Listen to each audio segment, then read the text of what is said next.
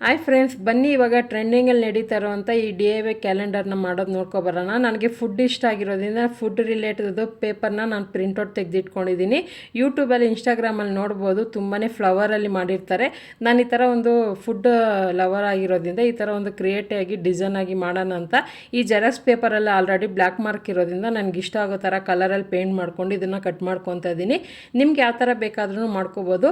ಹಾಗೆ ನಾನು ತೋರಿಸೋವಂಥ ಈ ಥರ ಒಂದು ಪಾರ್ಟ್ ಡಿಸೈನಲ್ಲಿ ಪೇಪರ್ನ ನಾನು ಆಲ್ರೆಡಿ ಮಾರ್ಕ್ ಮಾಡಿ ಕಟ್ ಮಾಡಿ ಇಟ್ಕೊಂಡಿದ್ದೀನಿ.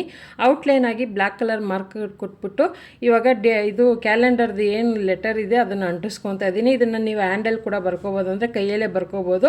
ಹಾಗೆ ಇದನ್ನು ಔಟ್ಲೈನ್ ಮಾರ್ಕರಿಂದ ಒಂದು ಡಿಸೈನ್ ಮಾಡಿಕೊಂಡು ನಾನು ಏನು ಆಲ್ರೆಡಿ ಸ್ಟಿಕ್ಕರ್ಗಳನ್ನ ಮಾಡಿಟ್ಟಿದ್ನೋ ಅದರಿಂದ ಒಂದು ಪೇಪರಿಂದ ಅಂಟಿಸ್ಕೊಂಡು ಈ ಥರ ರೆಡಿ ಮಾಡ್ಕೊಂಡಿದ್ದೀನಿ.